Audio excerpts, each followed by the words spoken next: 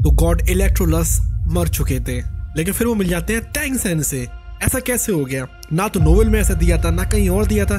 फिर ऐसा इन लोगों ने करा क्यों है? क्या हो रहा है ये सब कुछ? गॉड इलेक्ट्रोलस उनको हमेशा के लिए मर जाना चाहिए तो नोवेल के हिसाब से, लेकिन यहाँ पर वो मिल चुके हैं टैंग सेन से। और टैंग सेन ऑफ कोर्स सी बात है, गॉड है बहुत हाई लेवल का, तो वो यहाँ पर उनको बचा ही लेगा कैसे भी करके। तो यस, आप लोगों के लिए खुशी की बात, हम लोग के जो गॉड इलेक्ट्रोलस हैं वो पूरी तरीके से नहीं मरने वाले हैं, क्योंकि उनको यहाँ पर टैंग सेन बचा लेगा। और हो सकता है कि गॉड इलेक्ट्रोलस को हम लोग को डोंगा के आगे भी दिखाया जाए, क्योंकि आज से हमने एक बात तो समझ ली है, जो नोवेल में लिखा होता है वैसा डोंगा में हमेशा नहीं होता है। इसलिए भले ही इधर पे नोवेल में नहीं दिखाया गया है गॉड इलेक्ट्रोलस को, लेकिन एंड में हो सकता है दिखाया जाए, हो सकता है बीच में दिखाया जाए, हो सकता है कि वो हुआओ की मदद करने के लिए वापस आए। और ऐसा भी हो सकता है कि टैंग सेन को बार बार हम लोग इसमें जो सोलैंड 2 है उसमें दिखाया जाए, क्योंकि यहाँ पर एक बात तो साफ है, इन लोगों को ले जाना है अपनी डोंगा के ऊपर।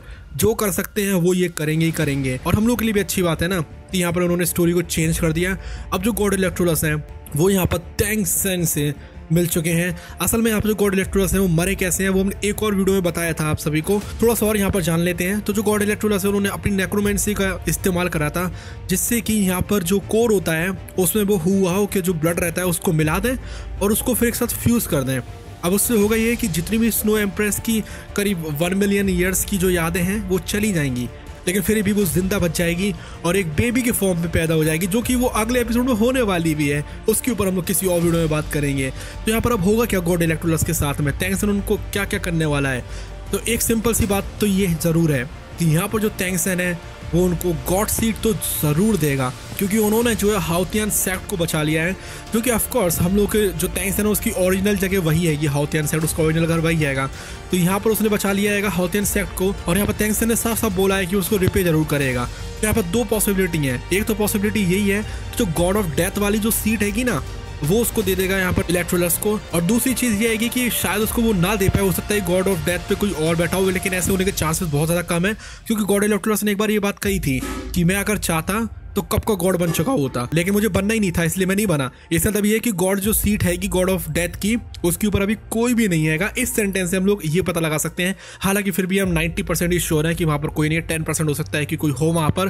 तो यहाँ पर जो टैंग सेन है, अगर वो 10% वाली बात होती है कि वहां पर कोई और है, जो कि हमें लगता है कि ना के बराबर ही है, तो यहाँ पर जो टैंग सेन है वो अपने राज्य में जहाँ का वो गॉड है उतनी जगह में से कुछ ना कुछ इंपॉर्टेंट पार्ट गॉड इलेक्ट्रोलस को दे देगा, जिसका कि वो उनको राजा बना देगा और वहां की सारी चीजों को वो कंट्रोल करा करेंगे। ये में भी हो सकता है कि इस कॉन्टिनेंट का वो राजा बना दे उनको। एक गॉड तो वो बना ही देंगे, उसकी जो सोल होती है उसको पूरा का पूरा रिस्टोर कर देंगे, और यहाँ पर जो नेक्रोमेंसर इलेक्ट्रोलस है उनको वो पूरी बॉडी सब दे देगा। इतनी बात तो गारंटीड है कि वो दे देगा। पूरी तरीके से हम लोग गॉड इलेक्ट्रोलस हील हो जाएंगे, बहुत ज्यादा पावरफुल हो जाएंगे। या तो उनको मिल जाएगी गॉड ऑफ डेथ की सीट, जो कि पक्की बात है, या फिर थोड़ी से चांसेस ये भी हैं कि उनको बहुत बड़ा किंगडम दे देगा एक, जिसके ऊपर वो राज करेंगे और जिसको पूरा का पूरा कंट्रोल करेंगे।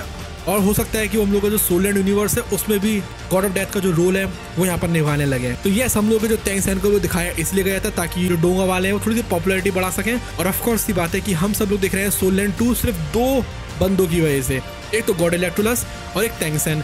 अब टैंग सेन तो आएगा बहुत ही ज्यादा एंड में, तब तक कोई दिखाने वाला है नहीं, तो गॉड इलेक्ट्रोलस को कैसे मरने दे सकते थे वो, इसलिए उन्होंने गॉड इलेक्ट्रोलस को रिवाइव कर दिया है। और गाइस, अगर आप लोग थक गए हो हिंदी में एक्सप्लेनेशन देख देख कर और आप लोगों को देखना होता है इंग्लिश में एक्सप्लेनेशन, जो कि हम अपने सेकंड चैनल पर समझाते हैं, जिसका नाम है BTH वर्ल्ड इंग्लिश, तो वहां जाकर आप लोग सब्सक्राइब कर सकते हैं और फिर वीडियो जाकर भी देख सकते हैं।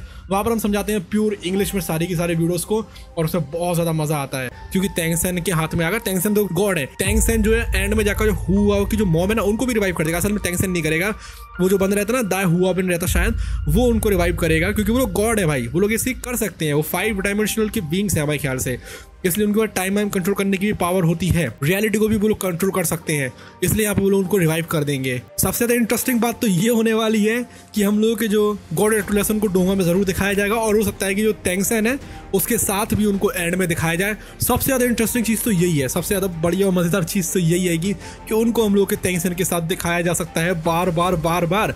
तो हम लोग जो चीज की उम्मीद कर रहे थे ना कि हम लोग के गॉड इलेक्ट्रोलस के साथ बुरा हो रहा है, उन्होंने जो करा था वो करा था, अभी उनको तो महान बन जाना चाहिए, गॉड बन जाना चाहिए, वो कितने ज्यादा अच्छे हैं, तो लाइक उनको यहाँ पर वो स्टेटस डोंगा वालों ने दे दिया है।